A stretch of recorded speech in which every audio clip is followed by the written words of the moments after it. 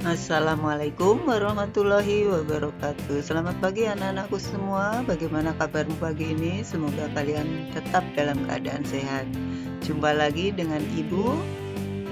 Di sini kita akan meneruskan materi yang kemarin mengenai listrik statis, yaitu bila ada batang kaca digosok dengan kain sutra, maka dari kaca pindah elektronnya ke kain sutra sehingga kain sutra kelebihan elektron sehingga bermuatan negatif, kaca bermuatan positif. Listrik statis terjadi juga pada balon dan juga sisir plastik. Sisir yang digosok dengan rambut kemudian didekatkan dengan potongan kertas, maka kertas akan menempel di sisir karena sisir bermuatan negatif. Ini adalah listrik statis bagian kedua. Pernahkah kalian ke Taman Mini Indonesia Indah? Di Taman Mini Indonesia Indah ada pusat peragaan iptek.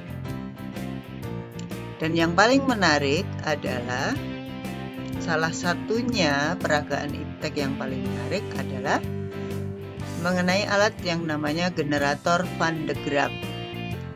Gambarnya seperti berikut.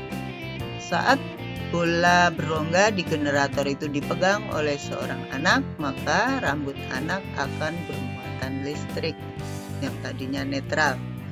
Karena muatan listriknya sama, maka atau sejenis, rambut itu akan terurai atau menjauh satu sama lain. Ini adalah skema generator Van de Graaff. Jadi ada bola berongga, kemudian ada dua silinder yang warnanya biru dilingkari oleh karet atau sabuk. Nah, pada saat sabuk atau karet itu berputar, maka akan menimbulkan muatan listrik yang terkumpul di bola berongga.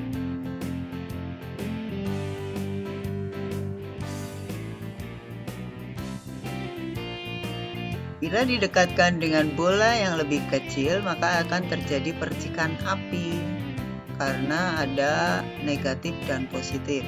Generator Van de Graaff adalah suatu alat yang didesain untuk menghasilkan muatan listrik statis. Coba lakukan praktik ini.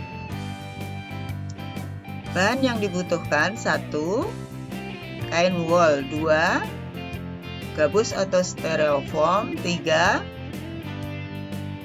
Benang, 4. Silet, dan yang kelima adalah jarum. Langkah kerja yang bisa kita lakukan: 1. Buat bola kelereng, bola sebesar kelereng dari gabus atau styrofoam. 2. Tusuk dengan jarum, masukkan benang, kemudian diikat.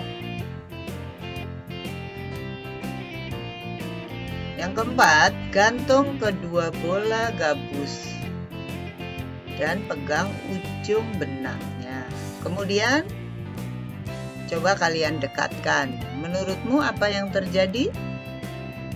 Yang kelima, gosok kedua bola gabus itu dengan kain wol secara hati-hati, jangan sampai terkelupas. Kemudian, pegang kedua ujungnya dan kalian dekatkan. Menurut kamu apa yang terjadi? Apakah berbeda dengan langkah keempat tadi? Gambarnya seperti berikut. Saat sebelum digosok, begitu didekatkan tidak terjadi apa-apa. Begitu setelah digosok, kedua gabus itu akan saling menjauh karena memiliki muatan listrik yang sejenis. Praktik tersebut adalah cara menghasilkan listrik statis karena adanya gesekan seperti gesekan sabuk atau karet pada generator Van de Graaff.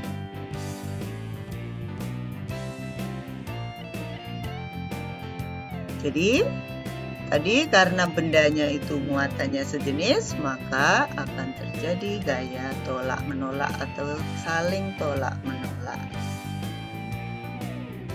Kita bahas sekarang gaya elektrostatis dan medan listrik.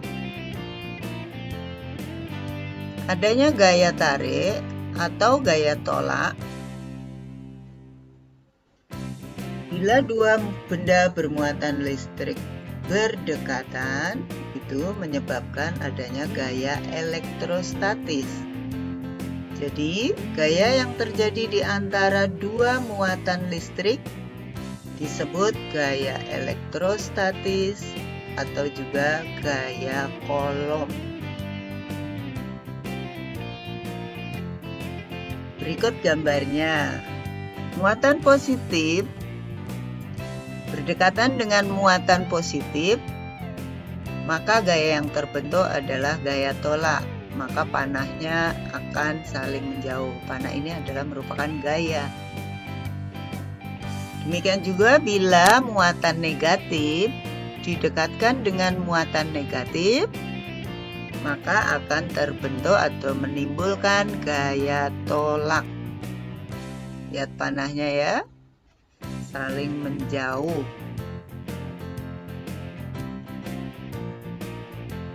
Bila ada muatan positif didekatkan dengan muatan negatif, gaya yang terbentuk adalah gaya tarik, sehingga panahnya saling mendekat.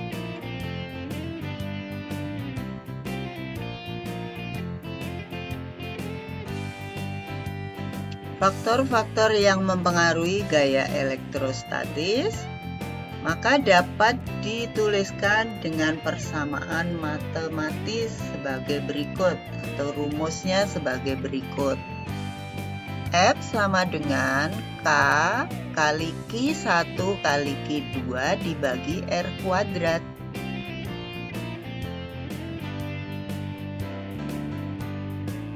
Keterangannya, F sama dengan gaya elektrostatis atau gaya Coulomb, satuannya Newton atau N besar. K adalah konstanta yang besarnya 9 kali 10 pangkat 9, satuannya Newton meter persegi per Coulomb kuadrat. Q1 dan Q2 adalah muatan listrik, satuannya Coulomb atau C besar.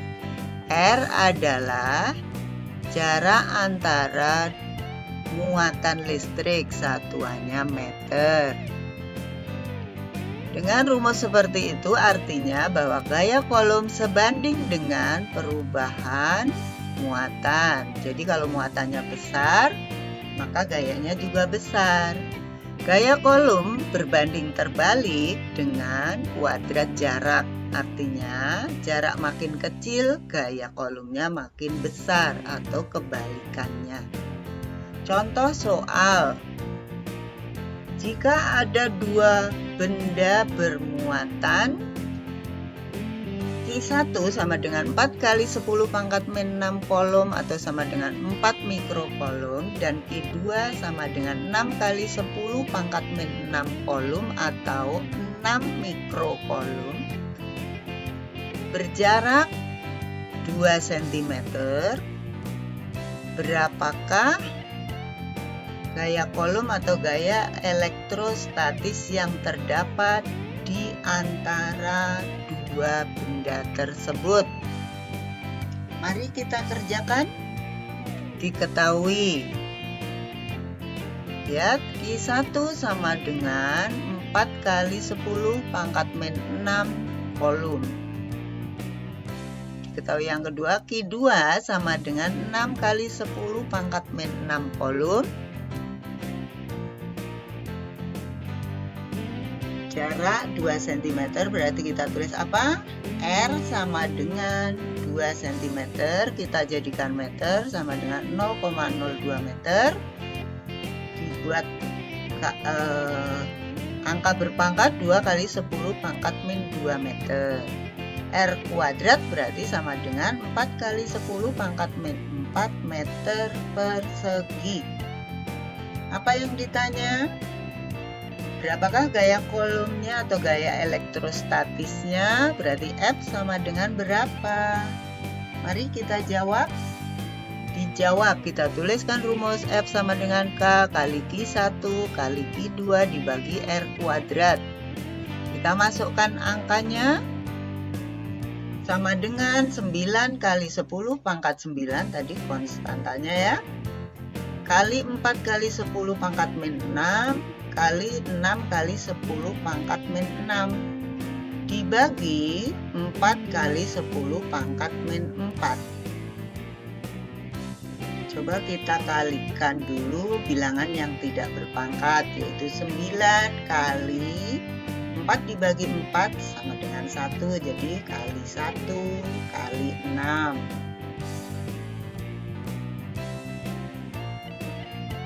Sekarang kalau 10 berpangkat kita kalikan ya. 10 kalau bilangan 10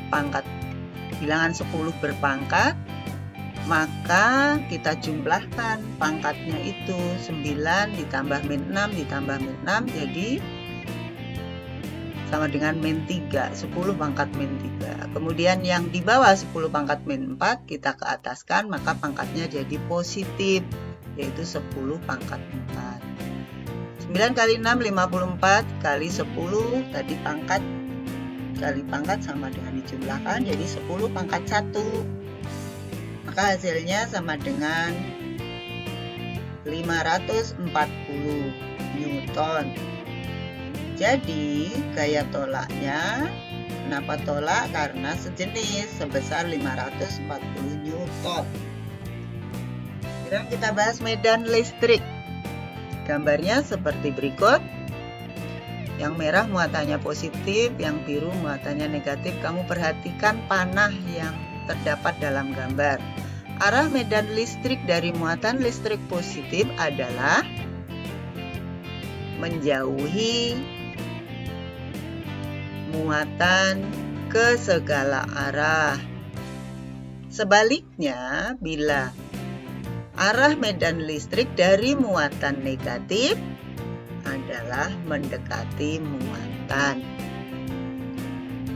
Seperti gambar warna biru.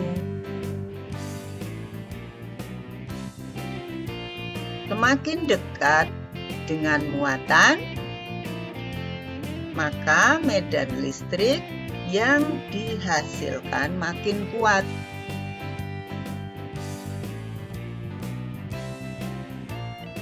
Hubungan kuat medan listrik dengan jarak dapat dituliskan dengan rumus sebagai berikut, atau persamaan matematisnya adalah E sama dengan K kali Q dibagi R kuadrat.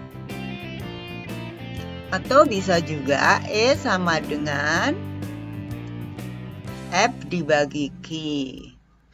Kali ini F-nya adalah gaya elektrostatis atau gaya Coulomb. Tidak Ibu tuliskan dalam keterangan ya. Keterangannya E adalah medan listrik, satuannya Newton per Coulomb. K adalah konstanta, yang besarannya tadi tahu ya, 9 kali 10 pangkat 9, satuannya Newton meter persegi per Coulomb kuadrat. Q adalah muatan listrik, satuannya Coulomb, disingkat C besar. R adalah jarak titik dari muatan listrik, satuannya meter. Coba kita lihat contoh soal. Berapakah watt medan listrik di titik X yang berjarak 3 meter dari muatan plus 5 mili Coulomb? Mari kita kerjakan. Coba diketahui, apa yang diketahui? Jarak 3 meter. Berarti kita tulis apa? R sama dengan 3 meter. Muatan plus 5 mili Coulomb. Kita tulis apa coba? Q sama dengan 5 mili Coulomb. Kita jadikan Coulomb, jadi 0,005 Coulomb atau dibagi 1000 ya. Maka kalau kita buat berpangkat 5 kali 10 pangkat min 3 Coulomb. Konstantanya berapa besarnya? K sama dengan 9 kali 10 pangkat 9 Newton meter persegi per Coulomb kuadrat. Apa yang ditanya? kuat medan listrik. Berapakah kuat medan listriknya? Maka kita tulis E sama dengan titik-titik berapa? Kita dijawab. Kita tuliskan rumusnya. E sama dengan K kali Q dibagi R kuadrat. Kita masukkan angkanya sama dengan 9 kali 10 pangkat 9 kali 5 kali 10 pangkat min 3 dibagi 3 kuadrat. 9 dibagi 3 kuadrat atau 9 dibagi 9 sama dengan 1 kali 5 kali 10. Ingat tadi kalau berpangkat pangkatnya 9 sama min 3 jadinya sisa 6, 10 pangkat 6.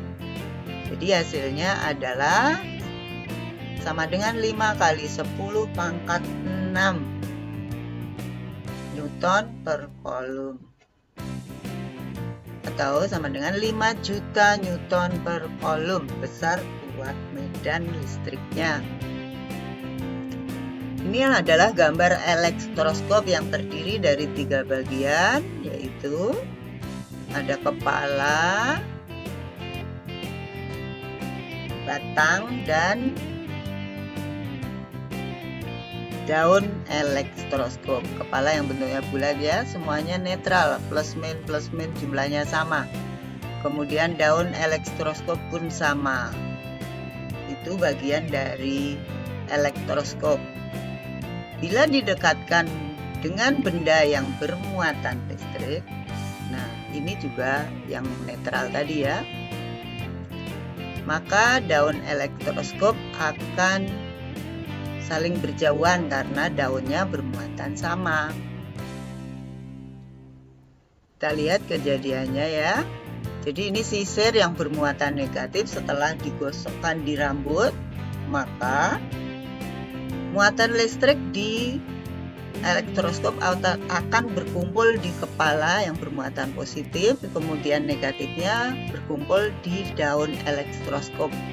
Dua daunnya sama-sama muatannya maka saling menjauh. Ini adalah model elektroskop yang sesungguhnya. Ada bola kepala elektroskop.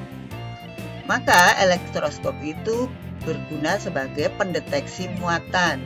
Jadi tahu bahwa benda itu bermuatan listrik atau tidak. Tapi tidak untuk mengetahui bahwa muatan listrik itu positif atau negatif. Demikianlah materi kali ini yang kita bahas. Semoga kalian paham.